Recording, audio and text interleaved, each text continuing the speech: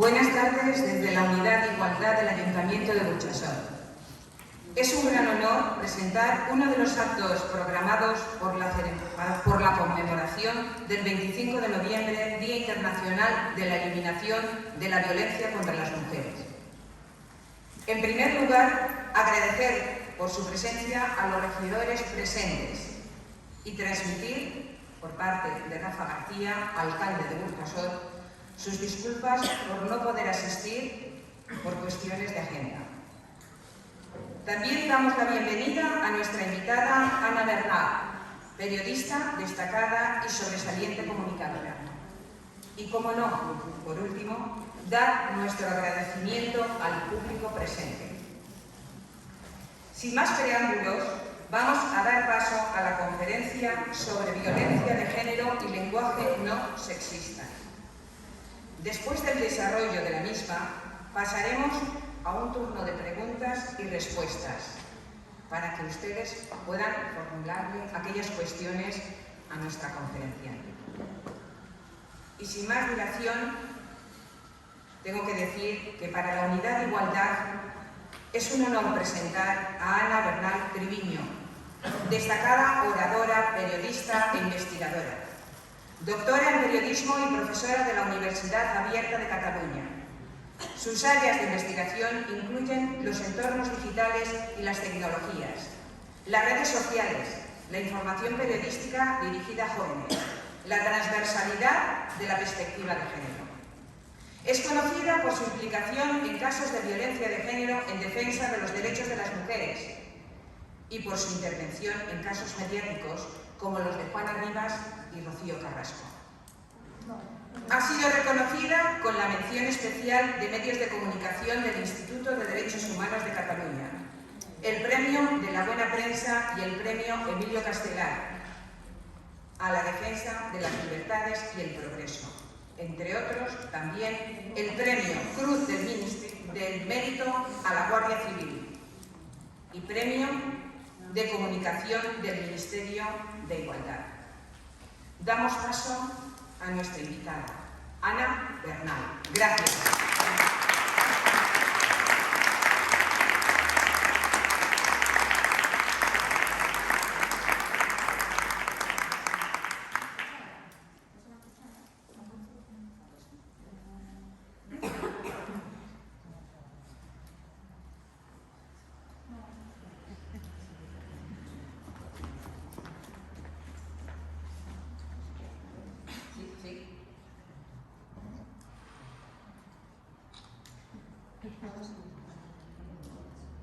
A ver. ¿Sí? ¿Sí? No.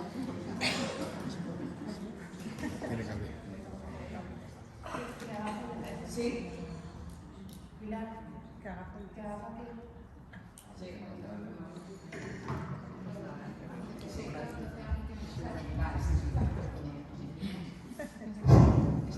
Este sí. Bueno. Pues si te queda allí encima de la cama en un sitio, te lo agradezco. Bueno, muy buenas tardes, noche ya. Muchas gracias por venir, que bueno, ver este espacio lleno siempre reconforta. Muchas gracias, por supuesto, a la Unidad de Igualdad por todos estos meses que lleváis de empeño en que viniera.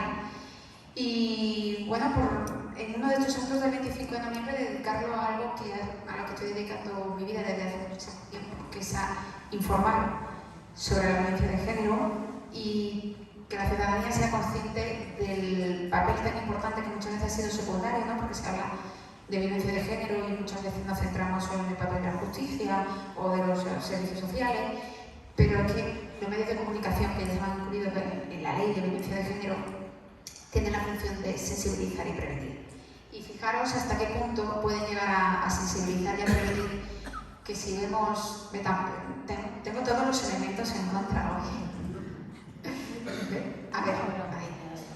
Fijaros, ¿no? Hasta qué punto pueden los medios de comunicación sensibilizar y prevenir cuando un programa como el de Rocío Carrasco llevó al final a producir todas esas llamadas de teléfono al 016 y me consta desde el primer programa no solo por la llamada del 016, me consta por los mensajes que recibí desde el primer minuto. Además, primero lo recibí en directo durante el programa una chica del Valle de Arán, que imaginaros qué servicios y atenciones puede tener ella una víctima de violencia de género. Y en aquel momento esta chica me escribió diciéndome que su hermana llevaba 20 años de malos tratos y que viendo el programa dijo, la chica de la chaqueta está diciéndome lo mismo que yo. Y ahora creo que ya estoy siendo consciente. Y esa misma noche me escribió, estando en la Guardia Civil, diciéndome que ya había denunciado y que había dejado ya esa relación. Ese fue el primer caso que a mí me llegó en directo mientras estaba el programa y después nos dimos cuenta, ¿no?, de esa cifra que os comento. Como digo, la conferencia se llama Violencia de Género y Comunicación no sexista, porque yo creo que todo el mundo, cuando hablamos de lenguaje no sexista, lo que nos viene a la cabeza es hablar con la A, con la O, con la E, ¿no?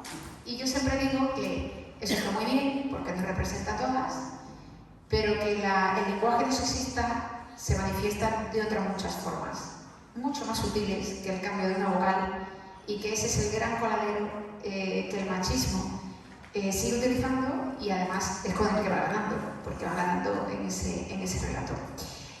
Si podemos ir un poquito hacia atrás, a ver, no, hacia atrás.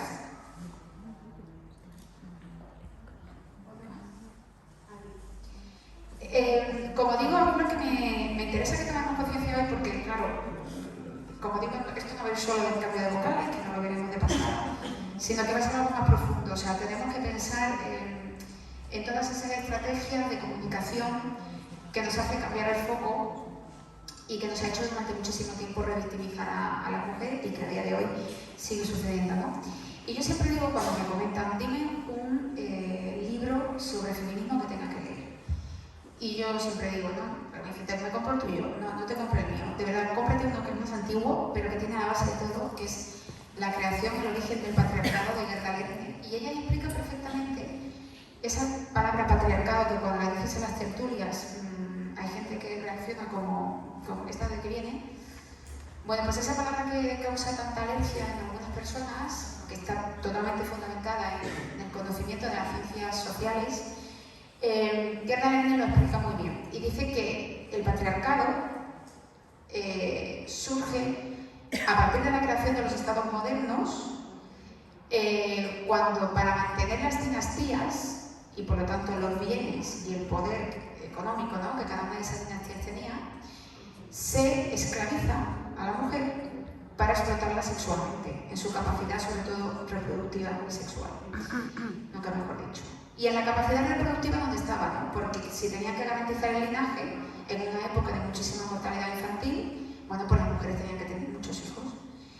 Pero claro, como digo, tener muchos hijos era tener muchos hijos para garantizar esa supervivencia, y para eso las mujeres tenían que tener una norma, es decir, tú no esclavizas a alguien así porque sí. Y había dos maneras, ¿no?, de obligar a que la mujer se comportara y obedeciera esa norma, una a través obviamente del maltrato físico y otra a través del maltrato psicológico que se articulaba a través del lenguaje. Es ahí cuando empieza a fundamentarse el mito de lo que veremos a lo largo de toda la ponencia, que es el mito de la buena y mala mujer. La buena mujer es la que se sometía a las normas de ese patriarcado, a la que contribuía con esa descendencia. La mujer que por casualidad fuera estéril no valía nada, era totalmente desechada, y la mujer que no cumplía las normas, básicamente por toda la sociedad, era calificada como la puta. O sea, estaban las santas y estaban las putas, tal cual.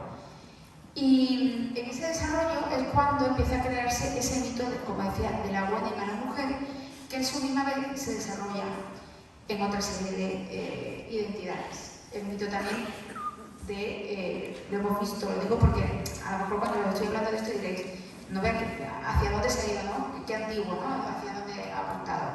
Pero es que esto que empieza a crearse aquí, y voy a mencionar el caso porque lo has conocido y acabo de ver, lo acabo de mostrar. El caso de Rocío Carrasco sigue siendo esto. el mito de la buena o mala mujer, el mito de la mujer que cumple o no las normas, y todo el rato, durante todo el programa, los programas que hicimos, hablamos siempre de lo mismo. El mito de la buena mala hija, de la buena mala esposa, de la buena mala madre.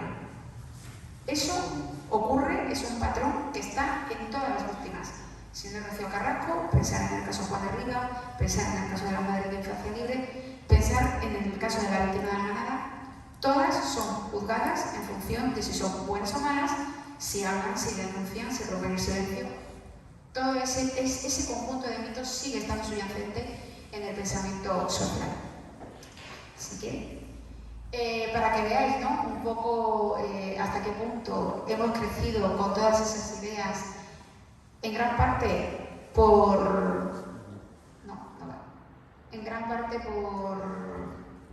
Ahora, cuando decimos, ¿no?, que necesitamos referentes feministas también en la educación, se debe a esto, ¿no?, a que hemos estado educadas pues, con conocidos teólogos, filósofos, literatos, etcétera, que han ido construyendo también a través de sus obras de arte, sus ensayos, etcétera, conceptos sobre la mujer. Por ejemplo, Plutarco, que decía que la esposa no puede tener sentimientos propios; Pitágoras, que la mujer representa el caos, las tinieblas; Napoleón, que somos máquinas de producir hijos; Lutero decía que Eva lo estropeó todo; Freud, que las mujeres son anatómicamente incompletas.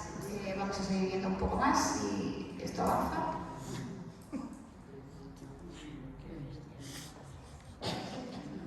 Qué rabia, porque no me permite llevar una presentación. A ver, aquí veis, por ejemplo, que las mujeres somos de segunda categoría, somos el segundo sexo, un animal inepto. Bueno, ahí veis un montón, y aquí veis, ¿no?, una serie de reflexiones sobre cómo el lenguaje llega a condicionar, cómo crea referentes, cómo crea estereotipos, cómo lo llega a reforzar.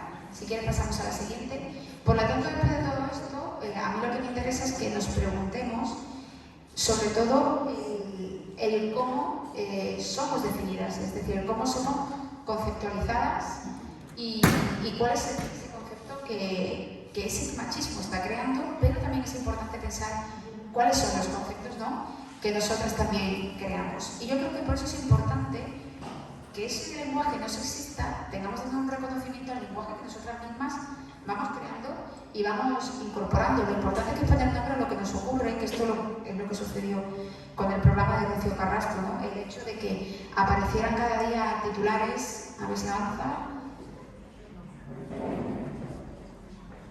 Aquí lo veis. Fijaros, cada vez, yo recuerdo que en el programa, cada vez que comentaba un término, al día siguiente en la prensa nacional, todos los medios de comunicación dedicaban un espacio a reflexionar sobre lo que habíamos hablado. Desde la luz de gas, a la violencia vicaria, al maltrato psicológico, todos eran protagonistas, ¿no? Y por eso es importante que nosotros pongamos nombre a lo que sucede, como cuando tienes una enfermedad, ¿no?, y te hacen el diagnóstico certero. Pues por eso es tan importante que nosotros también vayamos aumentando ese lenguaje para luchar contra ese sexismo y creando, ¿no?, nuestro propio vocabulario. Por supuesto que cuando hablamos de lenguaje no sexista, todo este tipo de reflexiones son importantes, es decir, tenemos que buscar pues, palabras, ¿no?, que integren a la mayoría. Muchas veces es sumamente fácil, o sea, tenemos muchas veces, en vez de desdoblar, podemos utilizar palabras que nos engloban a todas. También los cambios de los pronombres indefinidos que nos integren. Vamos a seguir viendo. Es decir, yo creo que tenemos que tomar conciencia hasta qué punto, ¿no?, es importante que ese lenguaje no sexista que nos termine representando, nos termine incluyendo la realidad de las mujeres, por un lado vaya en el desarrollo del vocabulario, pero ahora veremos que también va en el desarrollo, ¿no?, del propio lenguaje. ¿Por qué digo esto? Porque precisamente el negacionismo de la violencia machista, que yo creo que es ahora mismo el mayor desafío, ¿no?, al que nos enfrentamos, es muy hábil y no le hace falta esforzarse mucho porque ya parte con un punto de ventaja, y es que la sociedad se ha educado en el machismo. Con lo cual ese negacionismo tiene un terreno muy cómodo y es ganar sobre todo la batalla cultural, que es la batalla del relato.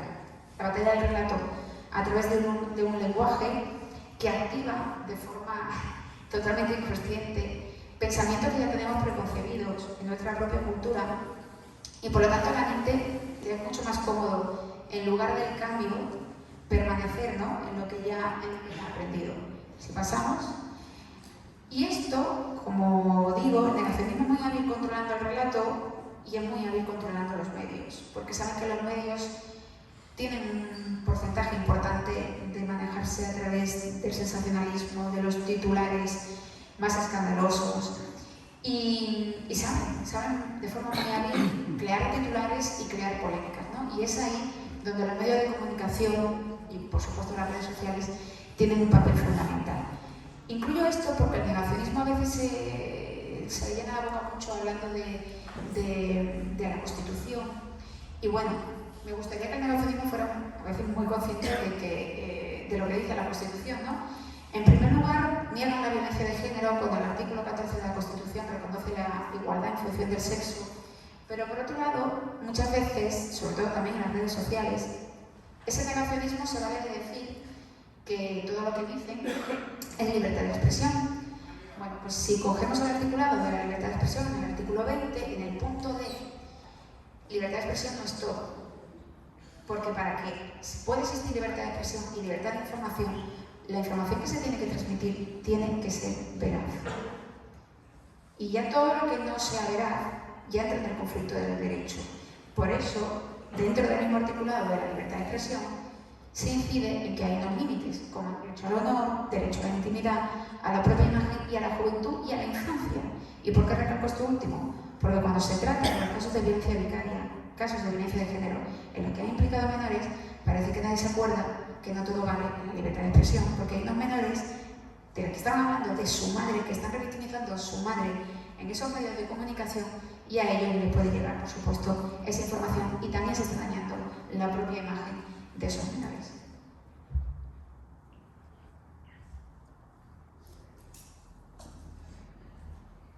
A ver, si va. Muy bien. Por eso digo que, como lo que tenemos que ser conscientes cuando nos vengan con el discursito de la libertad de expresión es saber que los bulos, que la desinformación no forma parte de la libertad de expresión, al revés, eso contamina la democracia porque contamina la opinión pública. Tenemos que ser también conscientes cómo el negacionismo es muy hábil manejándose así, pero porque también nosotros caemos en ese anzuelo, ¿no? Y la verdad que el panorama nos pinta muy bien porque casualmente la Comisión Europea hizo un estudio sobre la desinformación en Europa y España es el país que más noticias falsas recibe, es decir, nos lo grabamos todo.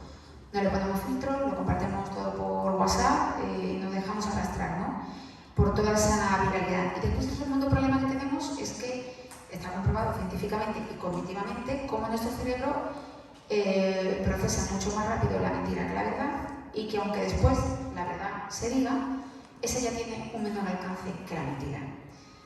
Con lo cual es un terreno muy bien abonado para que crezca ese negacionismo con un riesgo muy importante. Y es que cuando sus ideas van colando y no las ponemos desde cada una de las personas que conformamos la ciudadanía, no le ponemos coto, es decir, no hacemos de cortafuego con esa desinformación y contribuimos a que se difunda, estamos haciendo, insisto, algo muy, muy peligroso y es que, lo decía en uno de los primeros libros que escribí yo de feminismo, que está comprobado científicamente, a través de diversos estudios, cómo esa desinformación termina por afectar a las víctimas. Porque la desincentiva en la denuncia y en hablar, en romper ese silencio. Cuando dedicamos horas y horas en las tertulias a decir, me acuerdo por ejemplo del caso del Me Too, del Plácido Domingo, ¿por qué hablan ahora? ¿Por qué no han hablado antes? En el caso de Rocío Carrasco, ¿por qué le ha dado a hablar por ahora 20 años después y no antes? Bueno, porque las víctimas hablan cuando pueden, no cuando quieren. Y cuando esa pregunta se dice tantísimo, cuando yo he ido a casas de acogida de mujeres maltratadas, siempre me refieren a esa situación. Yo no quería hablar porque pensaba que no me van a creer porque ya iba tarde. Fijaros, ¿no? Algo que a lo mejor parece inocente, la trascendencia que puede llegar a tener. Por lo tanto, que seamos muy conscientes cómo esos mitos, cómo esos bulos terminan restando apoyo social a las víctimas. Y aquí es donde yo quiero entrar, después de ver de pasada, ¿no? Como, bueno, ya hemos dicho, ¿no? El tema de las vocales, el tema de las palabras más genéricas que nos engloben, cómo nos definen. Y aquí es donde yo creo que está aumentando y consolidándose ese lenguaje sexista, que podemos cambiar todas las vocales del mundo que queramos, pero esto es lo que después puede llegar a ocurrir. ¿Cómo nos definen? Pues por ejemplo, con nuestro nombre propio, que no dependamos de las parejas, que no tengamos que ser nombradas a través de las parejas, como veis en estos dos. Por supuesto, ser valoradas mucho más que un físico, cosa que no ocurre en otros casos. Esto es la última tendencia. La última tendencia es ver qué mujer recupera antes el tipazo después del embarazo. Esto parece como un récord Guinness. Esto es lo que podíamos, así de pasada, ¿no? La evolución de nuestro físico, el que nos nombren a partir de ellos. Eso, digamos, como lo que podemos interpretar más como una violencia simbólica, ¿no? Pero cuando nos basamos en la violencia de género y en ese lenguaje no sexista, ¿cuál es la posición que estamos ocupando en esas tendencias machistas? Bueno, pues aquí lo veis. Oculta está el agresor. Fijaros en estos titulares que, bueno, muere un vecino de Lyon que se prendió fuego con la mujer dentro. Es que es al revés el titular. Muere una mujer quemada por su marido dentro de un coche. O por ejemplo, aquel otro caso que dice: muere un hombre al caer desde la azotea cuando intentaba entrar a la casa de su pareja, y en el subtitular te dejan que ese hombre tenía una orden de alejamiento. La noticia es que ese hombre ha quebrado la orden de alejamiento. Por ejemplo, calificadas, fijaros, ¿no? En el caso de Juana Rivas, pues manipuladora, la heroína fallida, las brujas de infancia libre, secuestradoras, las vidas de esclava o de fiestas sin parar.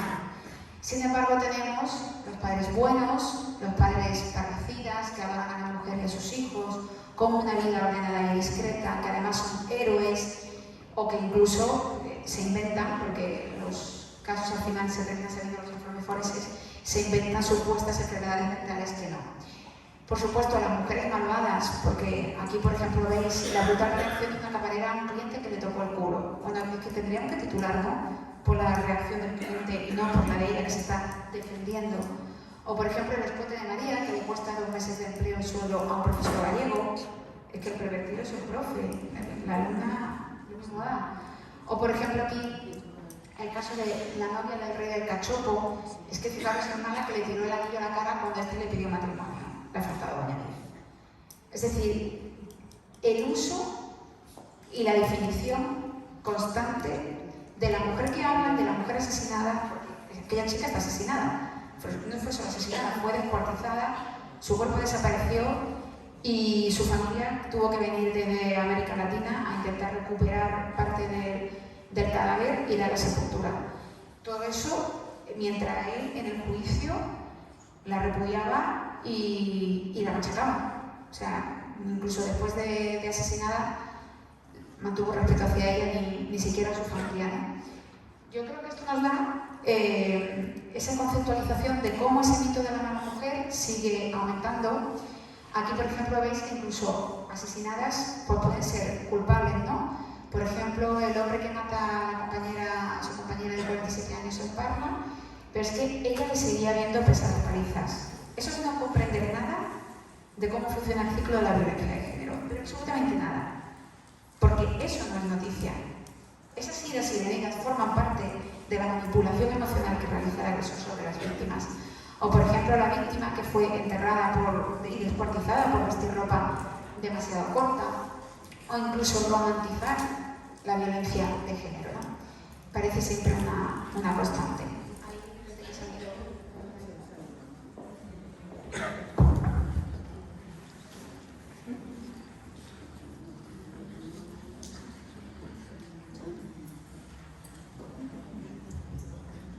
Bueno, pues seguimos. Y en ese avance del lenguaje no sexista, yo creo que también seamos conscientes más allá del partidismo, pensemos en el feminismo fuera de los partidos, pensemos en el feminismo como movimiento, a todos estos titulares que no paran de salir, que desde hace 4 años están inundando los medios de comunicación, cosa que antes no sucedía, en contra del feminismo como movimiento.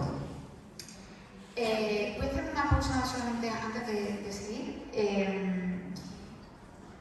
que quiero que seamos conscientes de que esa realidad, ese cambio que está sucediendo en los últimos 4 años, en cuanto a cómo se está dando la información y cómo se está estigmatizando el feminismo, ya ha triunfado.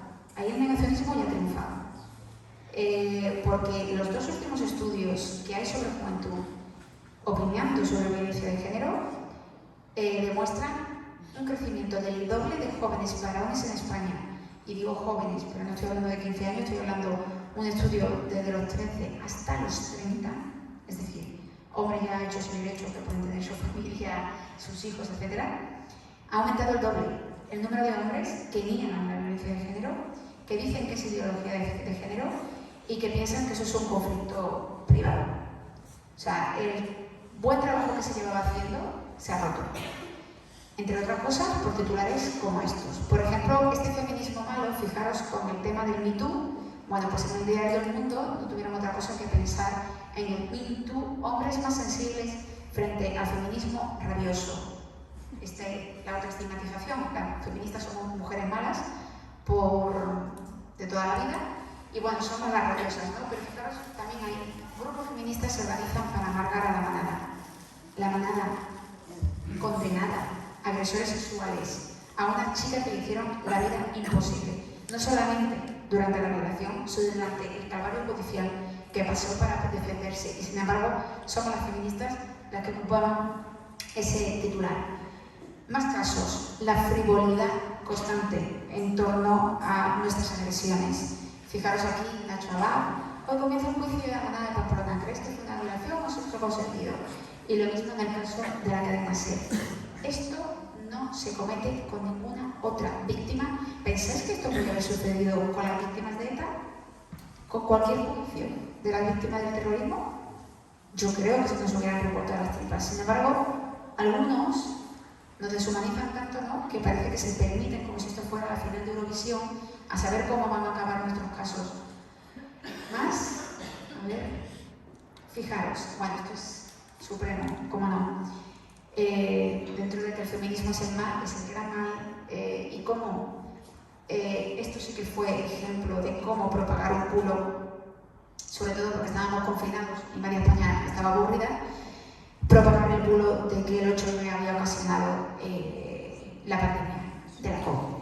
Yo creo que es el mayor mito, ¿no?, de los que nos vendieron, pero qué hábiles fueron para desprestigiar al feminismo, cómo hicieron incluso, o sea, cómo al final el tema terminó llegando, fijaros, incluso Vox propuso hacer el 8M el Día Nacional de las Víctimas del Coronavirus, mientras ancianos y ancianas estaban muriendo en las residencias.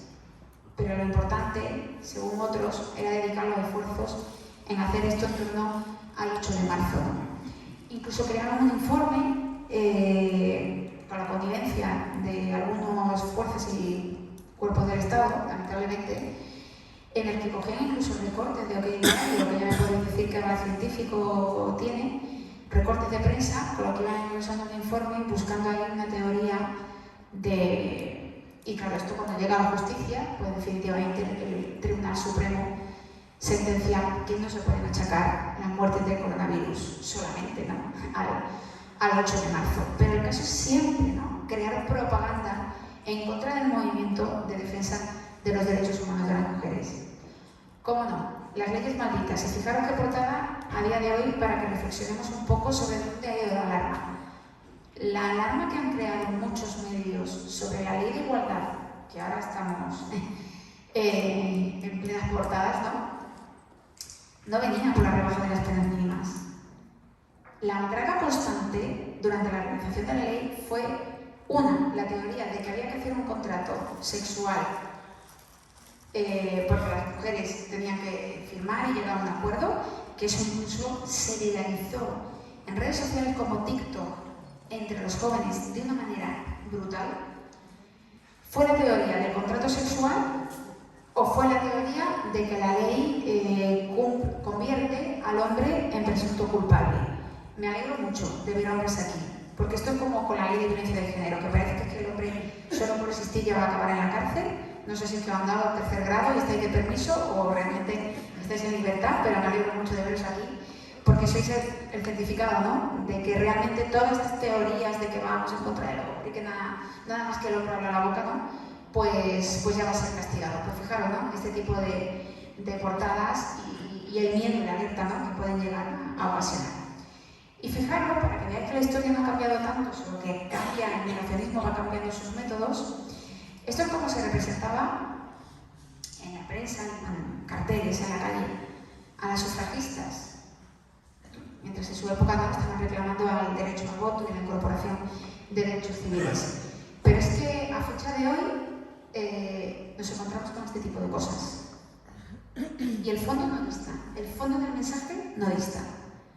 Organizaciones de hombres financiadas que esperan a las mujeres que denuncian en las puertas de los juzgados de violencia de género para colocarle la palabra feminazi o pintadas, ¿no?, en muchísimos centros de igualdad, en centros incluso de mujeres que son maltratadas y se han levantado con pintadas de este tipo, porque son mujeres que hablan, insisto, y que rompen ese silencio. ¿Y qué es lo que no quieren? Lo que quieren es el calladita está más guapa. ¿Seguimos?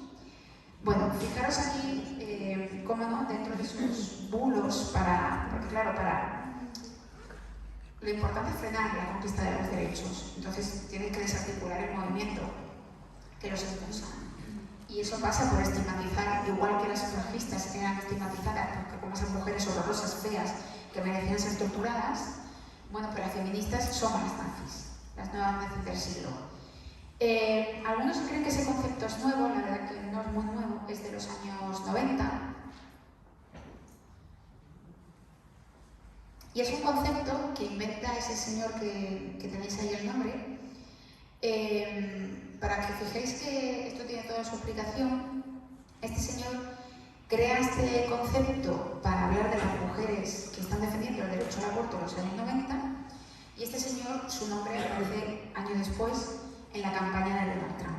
Financió parte de la campaña de Donald Trump, es amigo íntimo de Donald Trump. Y en esta evolución que dice del concepto feminazi, yo creo que es una de las palabras más tremendas que nos pueden decir. En primer lugar, porque el derecho al aborto es un derecho reconocido incluso por Naciones Unidas, que seamos conscientes, no solo de que incluso aquí en España, no, ni siquiera en todos los hospitales públicos, por el tema de la objeción de conciencia, hay mujeres que han podido abortar con seguridad y con garantías, sino que fuera, ¿no?, de nuestro país, y a lo mejor no muy lejos, en Andorra, en Gibraltar, o sea, no tenemos que ir muy lejos, hay mujeres que tienen que utilizar otros recursos, desde agujas de tejer, vidrios rotos, Coca-Cola, porque su derecho no está garantizado. Y muchas veces a costa de la vida de ellas, que terminan muriendo, ¿no?, intentando poder abortar. Como decía, la frivolidad, ¿no?, de calificarnos de feminazis cuando precisamente, por el tema del aborto, cuando precisamente quien cometió abortos fue el nazismo. Pero claro, determinados abortos. En aquel control de la raza aria, en aquel control demográfico, las ayudas iban para las alemanas y sin embargo los abortos eran diarios y constantes en los campos de concentración, en campos de concentración que hay exclusivos para mujeres en la Alemania nazi. Y además muchas de ellas se quedaban embarazadas después de ser violadas por los soldados nazis en esos campos o durante el conflicto. Por lo tanto, claro, llamarnos nazis cuando fue el propio nazismo, ¿no?, el que se dedicó a cometer miles y miles de abortos con esas mujeres judías a las que después de abortar o las quemaban o hacían experimentos de género con ellas, con sus ovarios, con sus vaginas, y morían desangradas. Yo creo que es como el culmen, ¿no?, de hasta qué punto y de qué retorcido puede ser el pensamiento negacionista. Más ideas negacionistas que fomentan, ¿no?, ese lenguaje ese lenguaje. Fijaros, esto también es muy gracioso, ¿no? Porque cuando hablamos a lo mejor de patriarcado, ¿no? Como decía antes, y el negacionismo se irrita mucho de ese concepto. Oye, es que el patriarcado está reconocido, feminazi no aparece ni en el diccionario, y sin embargo, ese tipo de conceptos a ellos les da igual, ¿no? A ver si podemos avanzar. A ver, ¿otra más? Vale. Esto yo quería hacer una reflexión, porque hasta ahora os he puesto titulares, y yo creo que es la manera más fácil, ¿no? A través del titular, llegar a ser consciente de cómo esos titulares están colocando en primer lugar a la persona de la víctima, cómo se les califica, cómo se define, ¿no? Cómo se crea la identidad de esa mujer maltratada. Pero es que yo creo que donde tenemos que estar más alerta como ciudadanía es en las tertulias. Para mí, más que incluso la noticia, que muchas veces vemos las noticias en las redes sociales, la corregimos, como por ejemplo cuando han puesto muere una mujer, no, muere no, asesina, ¿no? Y hemos corrido a cambiar el titular. Lo peligroso son las tertulias.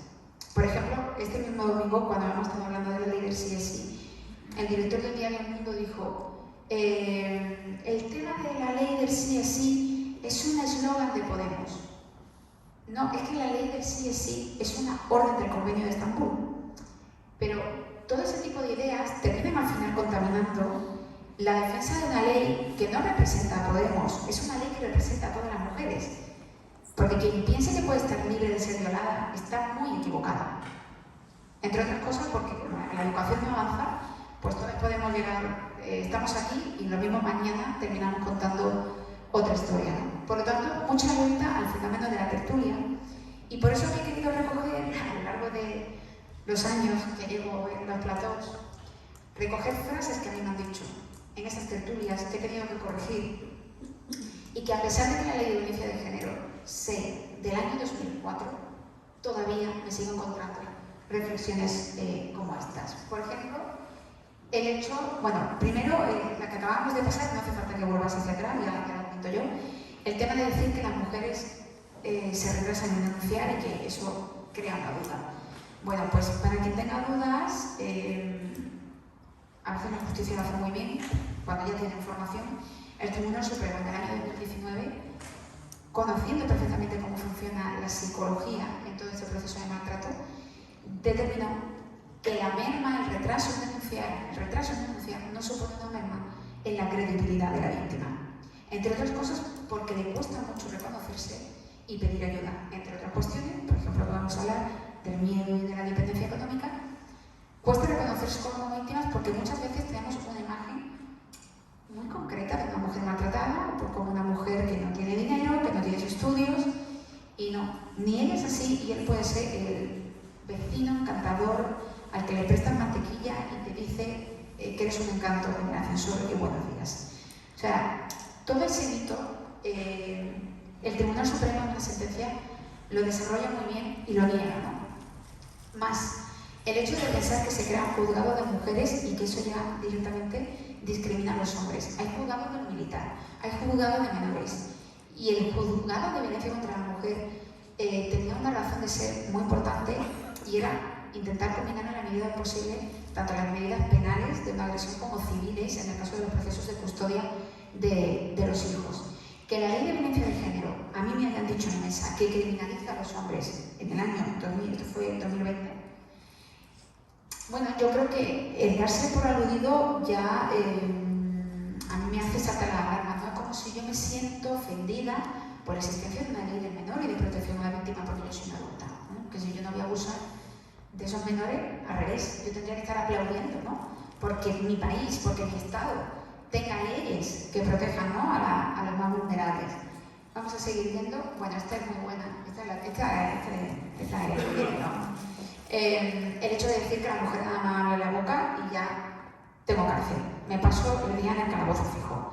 A ver, como detalle ahí, ni la detención preventiva, ni la prisión preventiva, ni el testimonio de la víctima, ni cualquier medida cautelar que se adopta ocurre solo en los casos de violencia de género, ocurre en cualquier otro tipo de delito. La detención preventiva además está recogida en la Constitución, no es algo que se ha creado un grupo de mujeres conjuradoras feministas para dañar al hombre, está recogido en la Constitución la detención la realiza el policía. El policía, que es obviamente al final que lo dispone ante el juez, que dura 72 horas.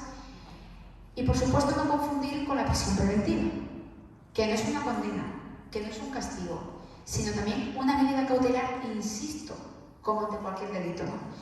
Que la prisión además preventiva jamás la dictamina la policía, que esto también es muy típico. Pues me recoge la policía y me ha metido en la cárcel. No, tú entrarás en la cárcel cuando lo diga el juez. Es que no hay más. Y para eso está la ley de enjuiciamiento criminal, que todo eso lo detalla muchísimo. Y aún así, primero obviamente son medidas cautelares, es decir, temporales, mientras dura la investigación, pero por otro lado, la ley de violencia de género, que está reconocida en el Tribunal Constitucional, no vulnera el habeas corpus. El habeas corpus es una figura jurídica que tiene el reo en su defensa. Entonces, o sea, el sistema de derecho, el sistema garantista de derecho, fijaros, lo estamos viendo estos días con la ley de libertad sexual más que nunca, termina favoreciendo, ¿no? En muchísimas ocasiones a esos hombres que a lo mejor han sido denunciados en lugar de las víctimas. Insisto, lo estamos viendo estos días con la ley de violencia sexual, porque está muy lejos, ¿no?, esa teoría de que el feminismo solo piensa en medidas punitivas, ¿no? Las leyes son leyes integrales, ¿no?, que van a muchísimos focos. Y fijaros hasta qué punto ese relato sexista que ha existido y que todavía existe, ¿no? Pero yo creo que aquí, gracias al programa de Rocío, avanzamos más. Esta cifra que veis abajo son las cifras de menores asesinados en los casos de violencia de género por sus padres. Da frío pensar que desde el año 2013 ahí son más de 40 menores los que están contemplados en esa estadística. Pensar que todos esos casos nunca se habló de violencia vicaria. El caso de Ruiz Ortiz, en ningún momento se habló del concepto de violencia vicaria, ¿no? Los hijos lamentablemente asesinados por Betón. Porque hasta ahora la historia se ha contado de diferente manera. Aquí quería hacer un inciso, porque obviamente estaría hablando de esto y estaréis todos pensando en Olivia, ¿verdad? Estaréis pensando en la madre, ¿no?, que asesinó a su hija. En primer lugar, no sé quién ha entendido que el feminismo no condena los asesinatos que las madres realizan de sus hijos y de sus hijas. No sé, cuando nos han visto que el movimiento feminista lo celebre, se alegre, cuando el movimiento feminista es el primero que ha estado luchando siempre por la protección de la infancia y que el movimiento feminista sabe perfectamente diferenciar que no todas las mujeres son feministas, que no todas las mujeres son seres de luz y que si ha habido que denunciar a una proxeneta que fuera mujer, al movimiento feminista no le ha temblado el pulso. O sea, que esto de pensar que es que el feminismo protege a todas las mujeres, aunque sean unas asesinas, la madre de Olivia será condenada igual que un padre que ha asesinado a su hijo por el mismo código penal. No va a tener uno especial por ser madre. Lo que sí me molesta un poco más es el tratamiento informativo. A la semana siguiente, una menor fue asesinada en Móstoles con su madre. ¿Alguien sabe el nombre de esa niña? También tenía 6 años, como Olivia. ¿A qué no? No se le dedicó tantos minutos, ni se le dedicó tanta importancia. Y por otro lado, que seamos muy conscientes cuando nos dan la información a detectar pistas. Porque dado que las estadísticas no dicen lo contrario, y ahora voy a entrar en el rollo de las estadísticas, yo en Televisión Española, cuando sacó el caso, tenía una abogada que precisamente no se caracteriza por ser muy feminista, y le pregunté, las primeras informaciones apuntan una cosa, y es que ella tenía un tratamiento por enfermedad mental, con lo cual el punto de partida es diferente, pero lo más importante para mí, que me levantó las sospechas, fue que ella tenía una orden de alejamiento. Y yo pregunté en el programa, sabemos que la justicia no da orden de alejamiento como churros, o sea, te lo tienes bien que currar y algo muy gordo tiene que pasar para que la justicia te dé esa orden de alejamiento. Y aun sabiendo eso, la prensa durante 4 días estuvo informando mal del caso de Olivia, hasta que ya el Tribunal Superior no pudo aguantar más y se tuvo que contar que había una orden de alejamiento porque había un caso de violencia de género detrás. Y eso cambia también el foco de la información y da mucho contexto. Mientras tanto, ¿qué ocurrió? Pues mientras tanto lo que ocurrió es que medios pues, como Libertad Digital o por ejemplo el programa de Ana Rosa, o sea que no tenemos que ir muy lejos, empezaron a dar difusión a esta pregunta que hizo una senadora del Partido Popular sobre ese tema, justo coincidió. Bueno, pues la respuesta que le dieron se la dio el Ministerio de Justicia, y los datos que le dio no era del número de agresoras madres, era el número de personas condenadas por sexo. ¿Por qué digo esto? Porque ya los medios empezaron a comparar las estadísticas que acababa de dar de condenas, Ministerio de Justicia, con las estadísticas que tenemos del Observatorio de Violencia de Género. Y ya empezaron a confundir, o sea, le decían no coincide, con lo cual lo que ha dicho Justicia es lo cierto, el Observatorio de Violencia de Género se inventa los datos. No, es que es muy diferente. El Observatorio de Violencia de Género cuenta víctimas. Y estos son agresores, mujeres y hombres. No es lo mismo contar víctimas que contar agresores, porque hay agresores que han asesinado a 2 y a 3 víctimas a la vez en el mismo asesinato. Pero es que aparte, esta cifra que estaban dando, que decía, es que si sumamos los casos, dan más mujeres condenadas que hombres, con lo cual hay más mujeres asesinas de niños que de hombres.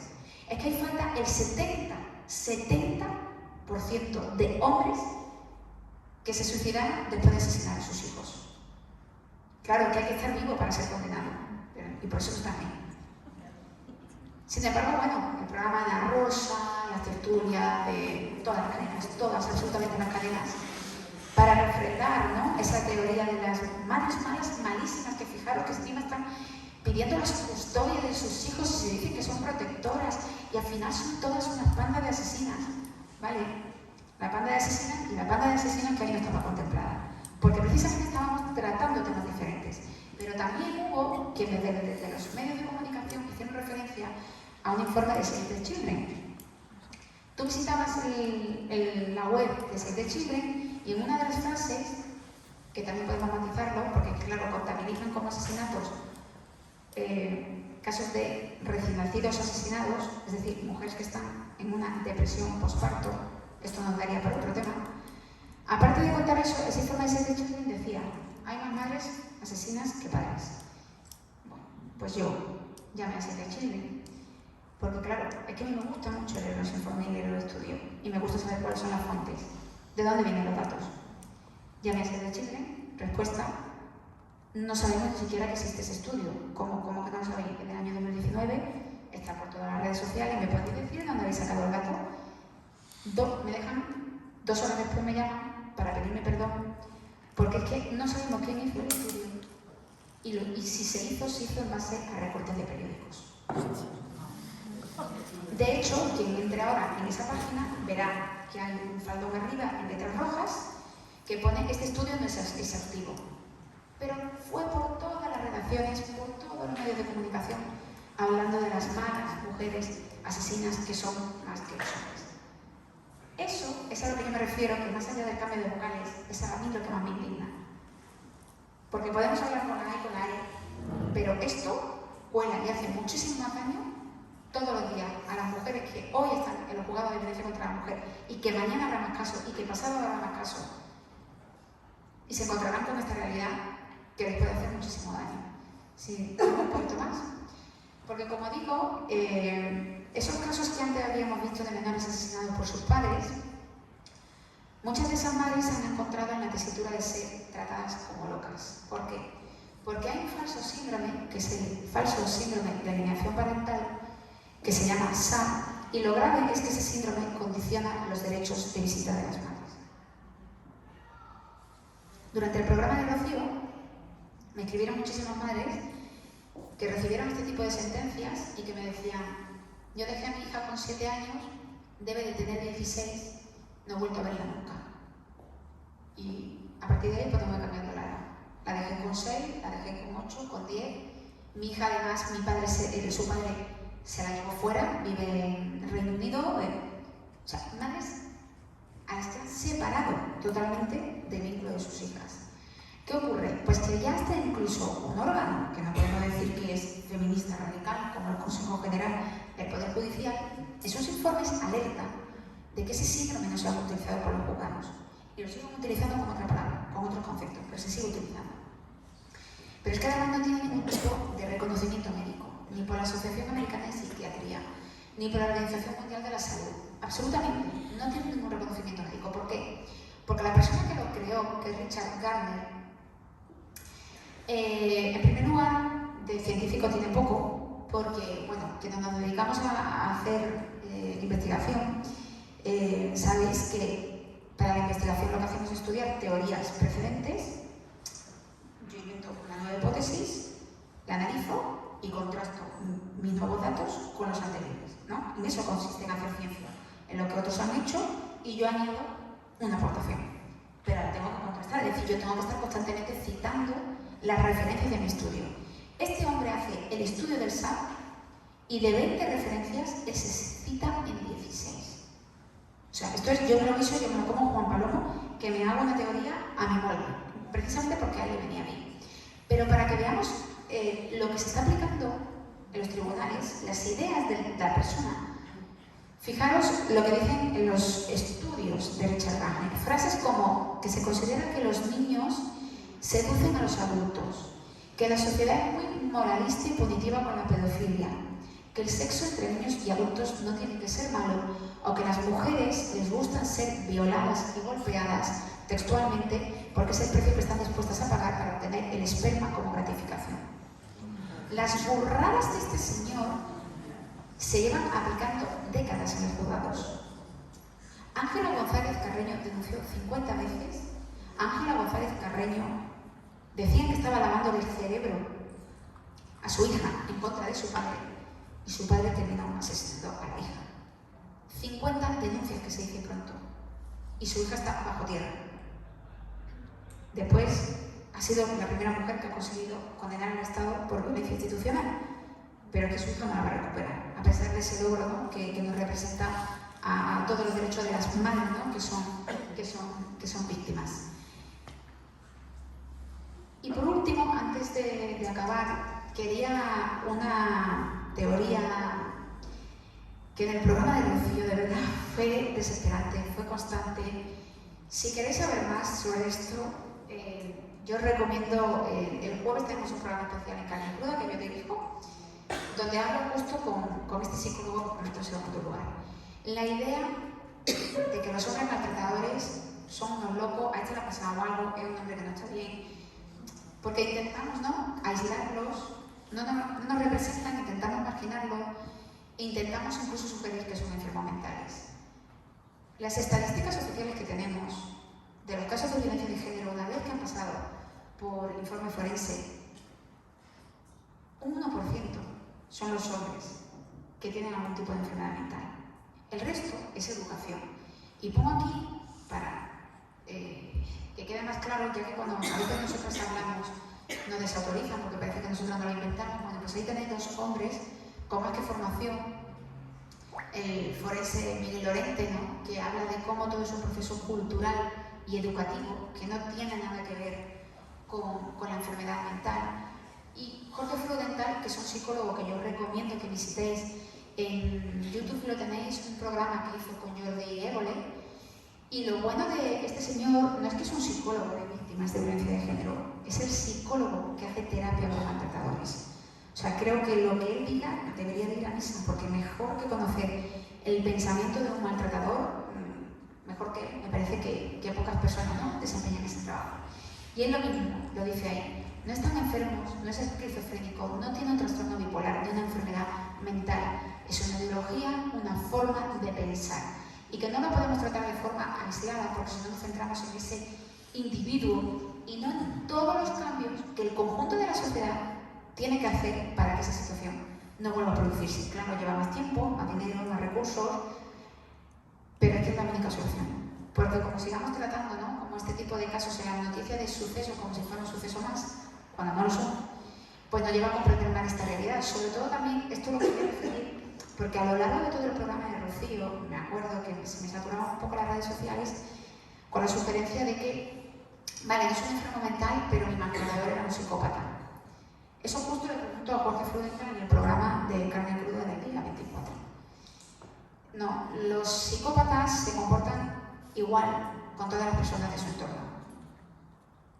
Cuando el psicópata entonces solo le da por ti, que eres su pareja, es porque eres mujer. Y es porque es un machista. Que se puede ser psicópata y machista, yo no digo que no.